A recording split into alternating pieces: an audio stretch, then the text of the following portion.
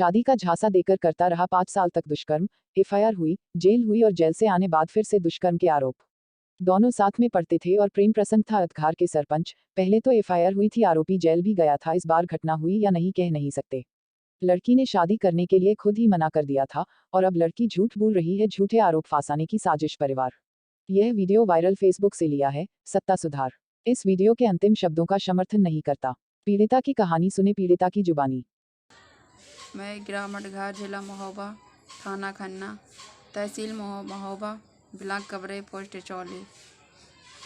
मेरे ही गांव का अरविंद शुक्ला, श्री चंद्र प्रकाश शुक्ला, जो मेरे गांव से हैं। अरविंद की बहन मेरी अच्छी फ्रेंड थी। हम दोनों एक ही कॉलेज में पढ़ते थे। हम दोनों की बहुत अच्छी बनती थी। तो उसने मुझसे एक दिन कहा था कि मेरे घर आ जाओ। मैं उसके घर गई थी और उसने कहा था मेरे घर में कोई नहीं है, मैं अकेली हूँ, आ जाओ। तो मैं उसके घर चली गई थी और वहाँ पहुँची तो उसका भाई मौजूद था। तो हमने उससे बोला कि तुम्हारे भैया हैं, तो बोले कोई बात नहीं, तुम बैठो।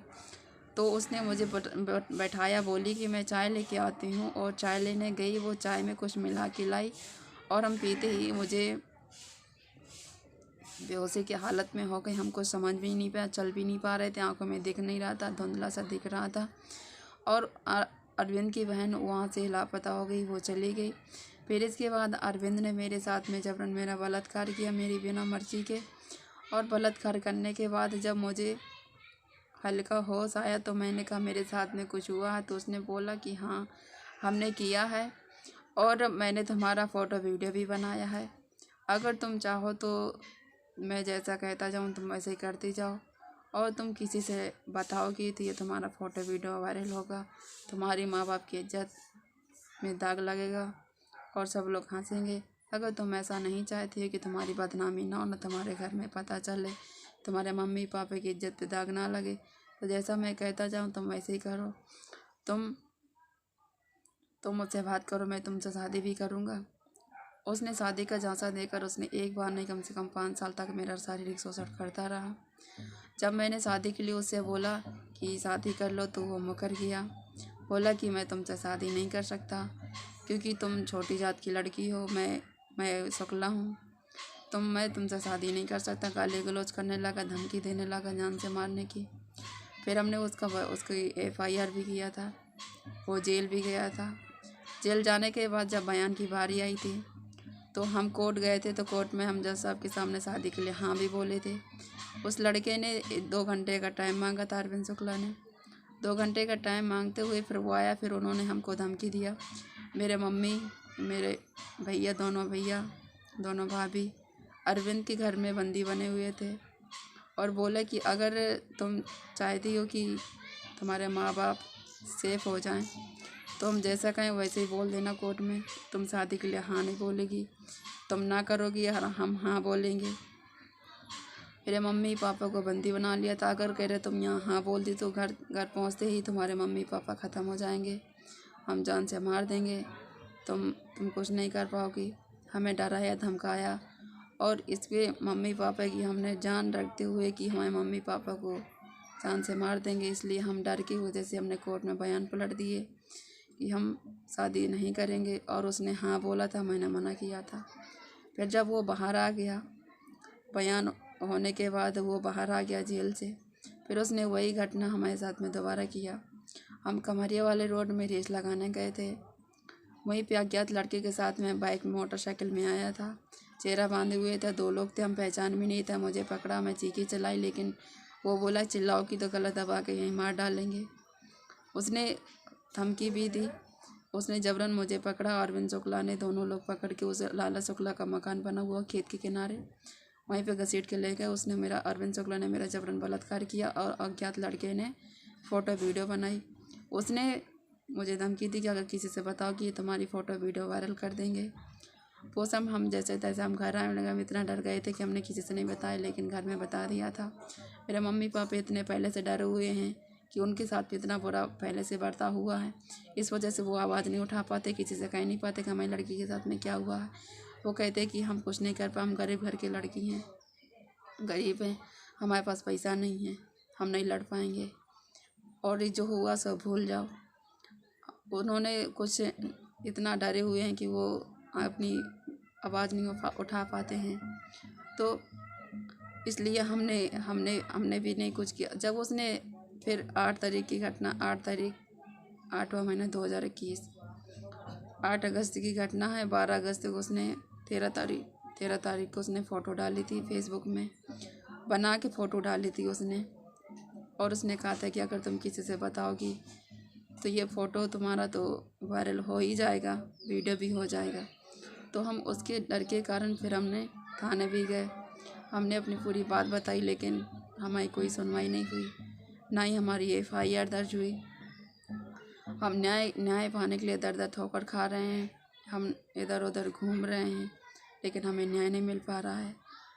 कोई भी सुनने के लिए तैयार नहीं है, कोई सुनवाई नहीं हो रही है। हम जाएं तो कहाँ जाएं, हमारी पूरी लाइफ बर्बाद हो चुकी है।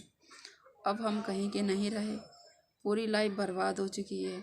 अगर मुझे न्याय नहीं मिलता है तो मैं आत्महत्या कर लूँगी। इसके जिम्मेदार शासन प्रशासन होगा, अरविंद होगा, अरविंद के पूरे परिवार वाले होंगे, क्योंकि उसने मेरे साथ मुझे कहीं का नहीं छोड़ा। मेरे पास कोई चारा नहीं बचा मरने के सिवा। मैं या तो अपनी जान दे दूँ, बस मेरे पास यही है। अगर मुझे न्याय नहीं मिलता है तो मुझे जान देना ही पड़ेगा। अगर मुझे न्याय मिल गया तो कोई बात नहीं, न्याय नहीं मिला तो मैं अपनी जान दे दूँगी। इसके जिम्मेदार शासन प्रशासन होगा।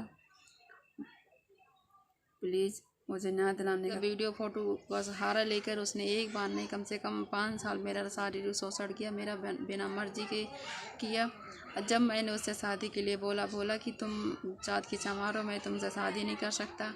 अब वो फिर मुकर गया, गाली गलौज करने लगा, किसी और से शादी करने लगा था। तो फिर मैंने FIR भी कर दिया था। वो जेल गया था, जेल में 14 महीने भी रहा है।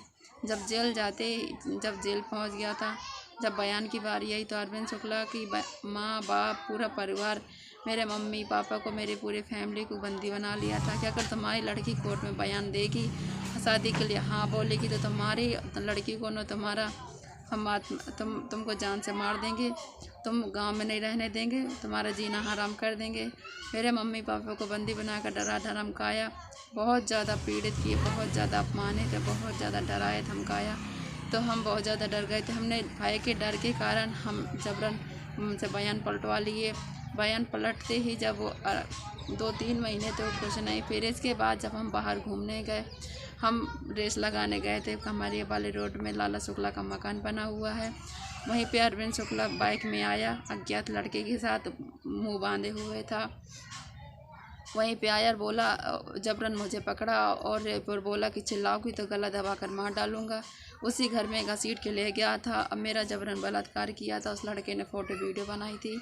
अब वो वीडियो फ़ोटो बनाने के बाद वो कह रहा था कि मैं तो जेल काटे आया, दोबारा भी चला जाऊँगा, कोई फ़र्क नहीं पड़ता है, लेकिन मैं तुमको कहीं का नहीं छोड़ूंगा। अब मैं तुम्हें इस तरह कर दूंगा कि ताकि तुम किसी का मुंह दिखाने लायक न रहो, ना कहीं तुम्हारी शादी हो, ना तुम गाँव में रह पाओ, वो तो मैं पूरी तरीके से बर्बादी कर दूं। अब वो फ़ोटो वीडियो को लेके मुझे डरा धमका रहा है, आए दिन धमकी देता है, मेरे मम्मी पापा को धमका रहा है कि अगर तुम कुछ भी करते हो, अब कुछ करोगी तो फिर जैसा पहले हाल किया तो उससे बेहतर अब ज़्यादा होगा, तुम कुछ नहीं करना। अब हम कहीं भी जाते थे, हमारी कहीं सुनवाई नहीं होती, हमारी कहीं FIR दर्ज नहीं होती है। कोई भी पुलिस अधिकारी कोई हमारी बात सुनने के लिए तैयार नहीं है। जहाँ भी वो जाते हैं वो पैसा फेंक देते हैं, वो पैसा वाले हैं। हम हम छोटे जात के, इसलिए हम कुछ नहीं उसका उखाड़ पा रहे, ना कुछ कर पा रहे हैं। हमें कहीं न्याय नहीं मिल पा रहा है। उसने 5 साल मेरा शारीरिक शोषण किया, 2 साल बाद फिर उसने वही काम, जेल से आने के बाद फिर उसने वही काम किया है। 8 तारीख की घटना है, 8 तारीख की घटना, 8/8/2021 की घटना है। 12 तारीख उसने फेसबुक में फ़ोटो डाली थी, बोला था कि याद रखना, अब ये मेरे पास सब कुछ है, तुम्हारा मेरा सबूत है। तो उसी फ़ोटो वीडियो का सहारा लेकर मुझे डरा धमका रहा है। अब मैं कहाँ जाऊँ? मैं पुलिस को सुनवाती हूँ, कहीं भी जाती हूँ तो कोई मेरी बात नहीं सुनता, मेरी FIR दर्ज नहीं होती है। अब वो लड़का मुझे रोज़ ही आए दिन धमकी देता, मेरे मम्मी पापा को देता। अब मैं कहाँ जाऊँ, क्या करूँ? हम घर से निकलते हैं तो आज भी हमारे पीछे लग जाते हैं। प्लीज़ मुझे न्याय दिलाने का कष्ट करें, मुझे न्याय दिलाएं। अगर मुझे न्याय नहीं मिलता तो इसके जिम्मेदार शासन प्रशासन होगा। हम नहीं चाहते जो मेरे साथ में हुआ वो किसी और लड़के के साथ में भी हो, किसी और लड़की की ज़िंदगी बर्बाद हो। प्लीज़ उस दरिंदे को पकड़िए, उसे, ताकि जहाँ कहीं भी हो उसे पकड़ें। मुझे न्याय दिलाएं, मुझे न्याय दिलाने का कष्ट करें प्लीज़, आपकी मान दया होगी प्लीज़, ताकि वो अब दोबारा सोच भी ना पाए कि किसी लड़की के साथ में इस तरह से सलूक किया जाए। मेरी ज़िंदगी तो बर्बाद हो ही चुकी है, अब मैं कहीं की भी नहीं रही, मेरी ना कहीं सुनवाई हो रही है, ना कोई मेरी बात कोई सुन रहा है। प्लीज़ मुझे न्याय दिलाएं, मुझे न्याय दिलाने का कष्ट करें प्लीज़। अगर मुझे न्याय नहीं मिला तो मैं आत्महत्या कर लूँगी, क्योंकि मेरे पास कोई चारा नहीं बचा है जीने का, सब सारी रास्ताएं बंद हो चुकी हैं। ना तो हम अपनी पुलिस से बात बता पा रहे हैं, ना पुलिस हमारी बात सुन रही है, ना हमारी FIR दर्ज हो रही है। अब हम कहाँ जाएं, किससे बोले, किससे गुहार लगाएं? हम हर जगह कहें, हर जगह अपनी गुहार लगा सकें। अपनी पीड़ा को लेके कम से कम 8 साल हो गया इसी तरह डराते धमकाते पीड़ा सहते अब नहीं है हिम्मत। अब अगर ऐसा होता, हमें ऐसा अगर न्याय नहीं मिलता तो आत्महत्या कर लेंगे, इसके जिम्मेदार शासन प्रशासन होगा। Thank you. हमें न्याय दिलाने का कष्ट करें, आपकी महान दया होगी प्लीज।